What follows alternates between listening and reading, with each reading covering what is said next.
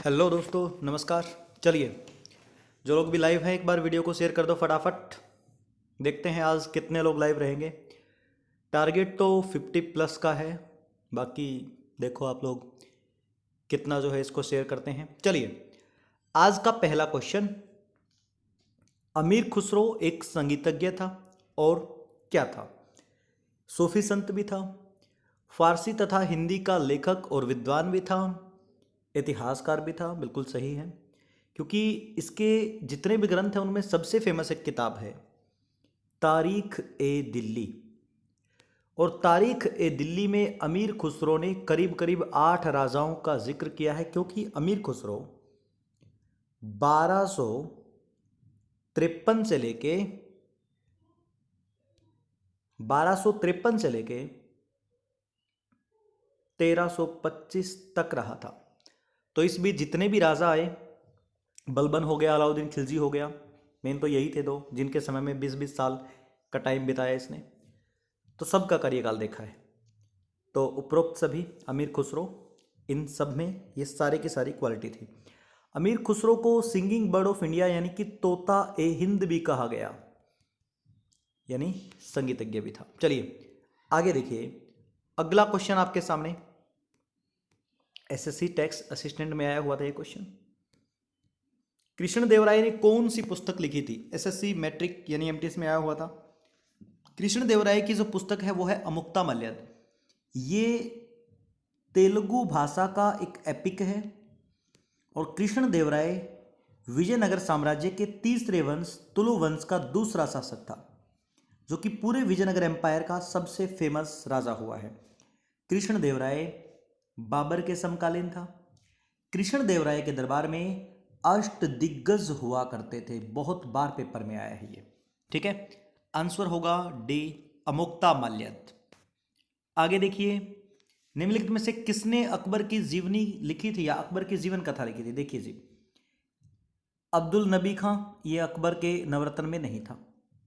बिरबल अकबर के नवरत्न में था, हाजिर जवाब भी कहा जाता था इसको। फैजी एक कवि था, अकबर के नवरत्न में था। अबू फजल ये भी अकबर के नवरत्न में था, और अकबर की जो बायोग्राफी है अकबरनामा, वो अबू फजल ने ही लिखी है। अबू फजल का ही छोटा भाई था फैजी। फैजी ने बदायूनी के साथ मिलकर महाभारत का फारसी अनुवाद किया था। महाभारत को फारसी अनुवाद रज़्मनामा के नाम से। आगे चलिए, अगला क्वेश्चन। शेरशाह द्वारा निर्मित जीटी रोड पंजाब को किसके साथ जोड़ती थी? शेरशाह ने जो जीटी रोड बनवाया था वो यहाँ पंजाब से लेकर के बांग्लादेश ढाका तक, ढाका यानी कि पूर्वी बंगाल, तो पूर्वी बंगाल तक आएगा आंसर इसका।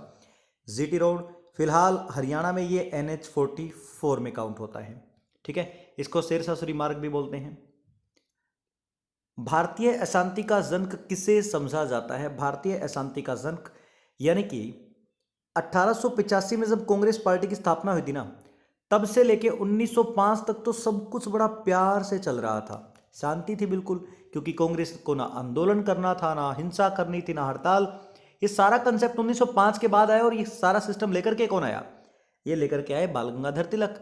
तो अंग्रेजों के लिए, अंग्रेजों के खिलाफ अशांति किसने फैलाई? तिलक ने।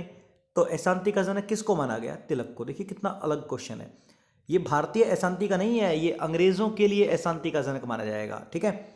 लेकिन क्या करें, अंग्रेज ने ही कहा था। एक अंग्रेज है वैलेंटाइन सिरोल। वैलेंटाइन सिरोल ने इंडियन अनरेस्ट नाम से एक बुक लिखी है, जिसमें बाल गंगाधर तिलक को भारतीय अशांति का जनक बताया है। चलिए आगे देखिए, लॉर्ड कर्जन वायसराय के समय में कौन सी घटना नहीं घटी? बंगाल का विभाजन तो लॉर्ड कर्जन ने किया है, बिल्कुल, इसी पे तो सारा खेल शुरू हुआ था उग्रवादी चरण का। पुरातत्व विभाग की स्थापना भी की थी। दूसरा दिल्ली दरबार भी लगा था। देखिए दिल्ली दरबार 3 लगे हैं, एक 1870 में लगा, एक 1903 में लगा, और एक 1911 में लगा। मेन जो है 1911 वाला, ये लिट्टन ने लगवाया, ये कर्जन ने लगवाया, ये होर्डिंग लगवाएगा। ये 3 काम तो इसके थे। लेकिन भारतीय राष्ट्रीय कांग्रेस का गठन ये डफरिन के टाइम पर हुआ था। समझ में आ गई बात? चलिए अगले क्वेश्चन को देखते हैं हम लोग। अगला क्वेश्चन, निम्नलिखित में से वह मौलिक अधिकार कौन सा है जिसे डॉक्टर अंबेडकर के अनुसार संविधान का दिल कहा जाता है? यह है संवैधानिक उपचारों का अधिकार, कॉन्स्टिट्यूशनल रेमेडीज। ठीक है, इसको कहा गया है संविधान का दिल, किसके अनुसार? डॉक्टर भीमराव अंबेडकर के अनुसार। आगे देखिए जी, अगला क्वेश्चन, लक्षद्वीप का उच्च न्यायालय भारत के किस राज्य में है? देखिए, लक्षद्वीप का जो हाई कोर्ट है ना, वो यहां नहीं है लक्षद्वीप में। लक्षद्वीप का हाई कोर्ट है केरल में। ठीक है, केरल में पड़ता है। कमेंट करके बताएं, अंडमान निकोबार का कहां पर है हाई कोर्ट? भारतीय संविधान सभा की 8वीं अनुसूची में भाषाओं की संख्या कितनी है? 8वीं अनुसूची में 22 भाषाओं को राजभाषा का दर्जा मिला है। 22 भाषाओं को राजभाषा का दर्जा मिला है। एक बात और सुन लीजिए आप लोग, ये 22 भाषाएं कौन सी है? 22 राजभाषाएं देखिए, सारी की सारी बता देता हूं। असमिया, बांग्ला, गुजराती, हिंदी, कन्नड़, कश्मीरी, मलयालम, मराठी, ओडिया, पंजाबी, संस्कृत, तमिल, उर्दू, तेलुगु।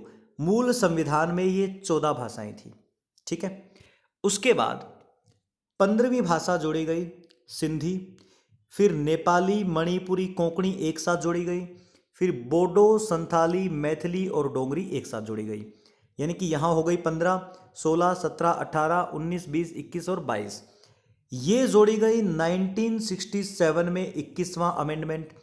ये 3 जोड़ी गई नेपाली, मणिपुरी, कोंकणी 1992 में 71वां संशोधन, और ये बोडो, संथाली, मैथिली, डोगरी जोड़ी गई 2003 में अमेंडमेंट हुआ था 92। यानी ये 21वां, ये 71वां और ये 92वां।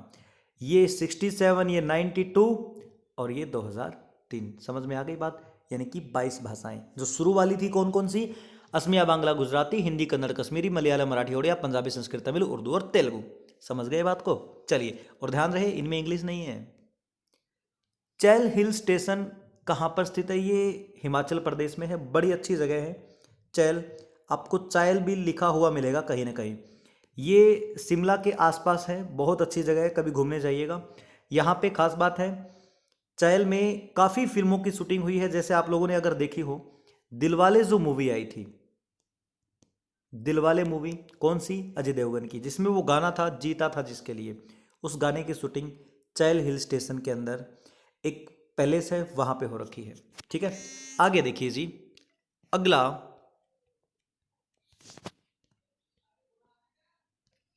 क्वेश्चन, झूम कृषि अभी भी कहां प्रचलित है? झूम कृषि वो कृषि जो जगह बदल बदल के की जाती है, कभी यहाँ, कभी यहाँ, कभी यहाँ। तो ये नॉर्थ ईस्ट में होता है, मिजोरम में भी, मणिपुर में भी और नागालैंड में भी। सही होगा उपयुक्त सभी। एसएससी स्टेनोग्राफर 2014 का क्वेश्चन है। आगे देखिए, जवाहरलाल नेहरू बंदरगाह कहाँ पर स्थित है? ये महाराष्ट्र में, बॉम्बे में स्थित है।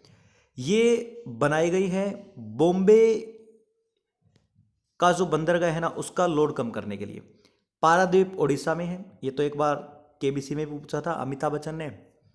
कोचीन केरल में है, कलकत्ता कोलकाता में हो गई। ठीक है, चलिए जी, आगे देखिए अगला क्वेश्चन, वन महोत्सव निम्नलिखित में से किससे संबंधित है? देखो जी, वन महोत्सव जो है ना, वृक्षों को काटना, वृक्षारोपण, वृक्षों का आनुवंशिक परिवर्तन या खेती में बढ़ोतरी, ये वृक्षारोपण के लिए है, यानी कि वृक्षों को बढ़ावा देने के लिए है।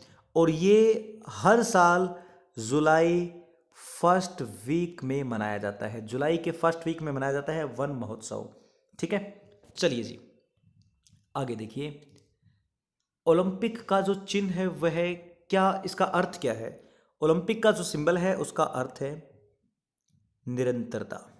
ठीक है, रेगुलरिटी।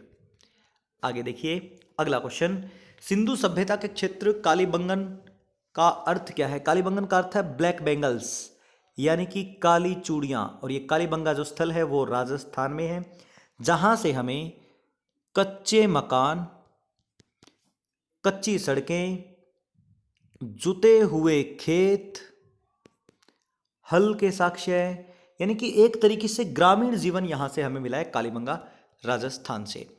अगला क्वेश्चन, निम्नलिखित में से किस तिथि पर पृथ्वी सूर्य के सबसे दूर होती है? देखो मैं आपको बता दूं, आमतौर पे ये हो गया जी सूर्य, पृथ्वी का एक ये सर्कल ले लेते हैं हम, एक ये।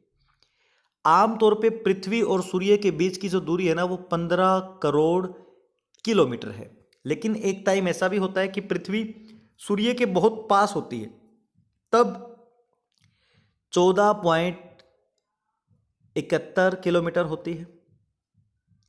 और सबसे दूर भी होती है, यानी 15 करोड़ से ज्यादा, 15.21 करोड़। ये 14.70, 15.21 करोड़। एवरेज जो है वो 15 करोड़ किलोमीटर। सबसे कम दूरी 14.70 किलोमीटर, 70 करोड़ किलोमीटर। ज्यादातर दूरी 15.21 करोड़ किलोमीटर। ये जो है एक दिन होता है और ये एक दिन होता है। ये वाली घटना बनती है 4 जुलाई को, जब सबसे दूर होती है, और ये घटना बनती है 3 जनवरी को। तो इसका आंसर होगा 4 जुलाई, पृथ्वी सबसे दूर होती है। इसको बोलते हैं अपसोर, और इस घटना को बोलते हैं उपसोर, जब पृथ्वी सूर्य के बहुत नजदीक हो, 14.70 किलोमीटर, करोड़ किलोमीटर।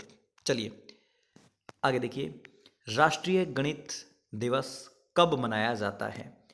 राष्ट्रीय गणित दिवस 22 दिसंबर को मनाया जाता है, यानी इसी महीने में मनाया जाएगा, दिसंबर में। चलिए अब मैं आप लोगों को दिखा देता हूं पिछली वीडियो पे जिन बच्चों ने कमेंट किए थे। देखिए कल वाली वीडियो पे जो कमेंट थे, अंजना, देवेंद्र, अर्जुन, मोनू, विकास, नरेंद्र, कुलदीप, रजनी देवी, तन्नू, अश्विन, सागर, अनीता, देवेंद्र, पूजा, SJD, विक्रम, सीमा, मुनेश, हरिराम, SSR, मुनेश, कुलदीप, कार्तिक। तो चलिए जी, कमेंट्स तो आप लोगों को पता ही है कि आप लोगों ने क्या लिखा था। ठीक है, मिलते हैं अगली क्लास में बहुत जल्द। Thank you very much, bye bye.